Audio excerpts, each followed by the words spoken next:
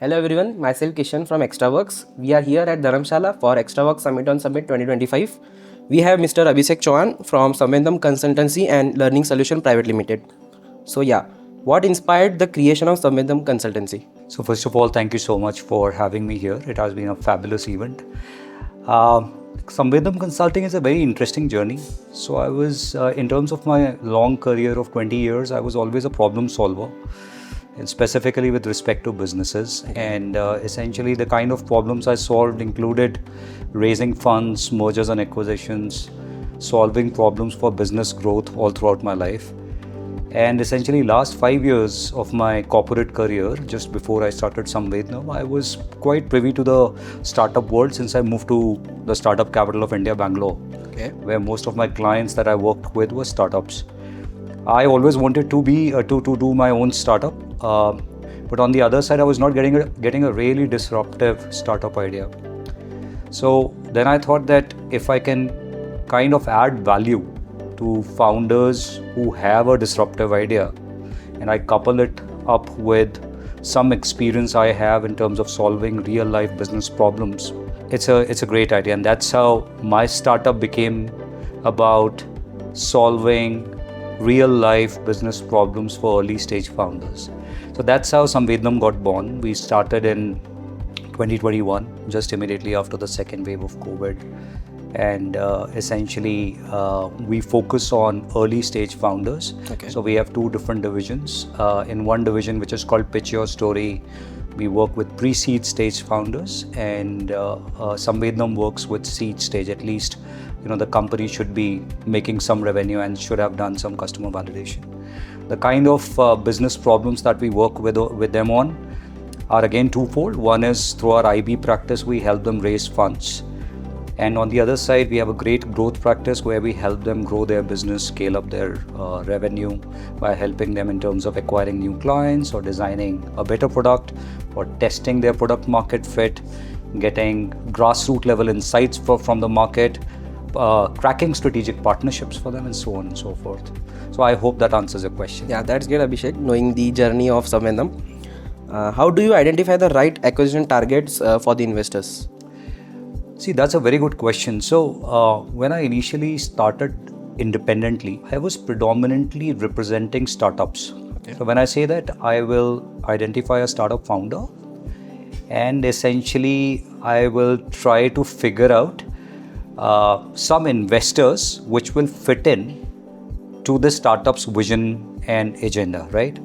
But then I started realizing that it is critically important that you also need to understand investors and what they are looking for. Right. And that is where we started developing certain good, deep relationships with certain identified investors, where conversations were more around what is it that they are looking for. Right? So on one side, we try to understand the investment thesis of the investors, and on other side, we were identifying entrepreneurs in the Indian ecosystem who were fitting, in their thesis in terms of sector, in terms of stage of growth, in terms of funding ask, in terms of product, etc., right? Business model. So from that perspective, I think it is critically important that rather than, you reaching out to each and every investor for your startup, you understand the investor first, you understand what that particular investor is looking for, you spend that time to map the right startup which fits in the bill, and then you kind of try to get the marriage done. Okay. What advice would you give to the first time founders who are seeking growth and funding? So I would talk about three things here. See, for a first time founder, or for a founder for that matter, it is critically important that you focus on your core strength. Now, what is the core strength that you bring in? Is it the product or the business model or cracking strategic partnerships or whatever it is, right? So the founding team needs to focus on the core, which is basically looking at their product and gaining business traction. So when I say that, the second insight comes from there, that when it comes to fundraising, try to first of all work with people who understand how fundraising works. I have received number of clients in my life who come to me and tell me that, you know what, Abhishek, we have reached out to 150 investors and unfortunately we were not able to crack the deal, and can you help us now? And at that time, how can I help them becomes a question, because if you have already reached out to 150 or 100 or 50 odd investors, you have already kind of created a strong narrative around yourself with the investor community, right? Yes. And essentially, I don't have a magic wand where, you know, all of a sudden I can change your perception or narrative in front of the investor. So it is critically important that you identify people in the ecosystem, and there are good number of people. It is just about you finding the right one for yourself who can help you raise the required amount of funding, and more importantly, who can help you structure the round of funding, right? So it is critically important that first of all you understand what kind of capital you need and what should be the instruments, right? So work with an expert, right? And the third thing is, when you kind of started your business, you did ideate, right? So when I say ideate, I have spoken about the same thing in multiple platforms.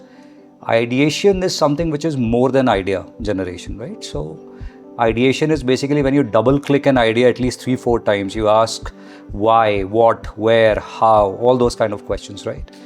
A founder needs to continue revisiting the ideation board to make sure that he or she is actually able to understand the vibe of the customer and is able to kind of drive meaningful product evolution, so that they are able to continue the traction and validation that they are kind of trying to build on. So those are the 3 things that I would like to talk about here.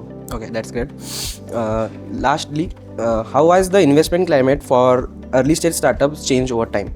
Oh, it has changed significantly. See, I mean, I come from an era when there was hardly any VC investment during our times when we were graduating, right? There were a couple of stories here and there which we would hear, but mostly we used to hear about the actual Silicon Valley in the US at that time. From there to, I think today, significant changes happened in terms of, so let me talk about say 3-4 levers, right? So the first lever is number of instruments which are available for the founders in terms of funding today have significantly increased. Of late, for example, just to keep it slightly non-technical, instruments like venture debt have kind of gained significant traction, right, in the market. Earlier, it was mostly about equity. The second thing that has changed is that founders, the investors right now are quite open to multiple sectors. Earlier, it was mostly about one key sector that they have identified. So there was an era of e-commerce for a while, and then there was an era of ed tech for a while, and then there was an era of health tech for a while. But now a lot of investors are quite open to evaluate any great idea where they see significant amount of market potential, right? The third bit that has changed is, and specifically for early stage founders, and I think it should also get added as a point to my previous answer to the previous question, is that even investors at an early stage try to talk about profitability now.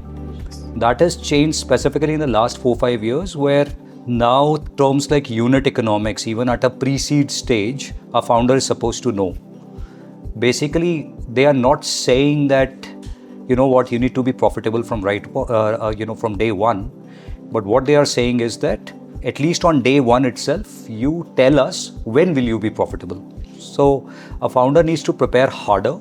So that is the third thing that has changed. The fourth bit that comes to my mind is that if any founder is building any kind of sustainability in their business model, could be sustainability from the supply chain perspective, could be sustainability in the core product itself, could be sustainable practices followed in terms of the value chain, servicing the customer, shortlisting vendors, etc. I think or employment generation or social impact, I think this founder is getting extra marks from the investors, and because see, I mean, India in terms of the world economy, right, is supposed to play a huge role for the world to move towards net zero, right? So from that perspective, even the government of India and the policies kind of recognize those founders more who are building some elements of sustainability in their business model. So I hope that answers your question. Yes, perfect. It was great meeting you, Abhishek, today. Thank you for joining us today, and wish you best luck for your upcoming projects. Thank you so much, and it has been a pleasure to be here. Thank you. Thank you.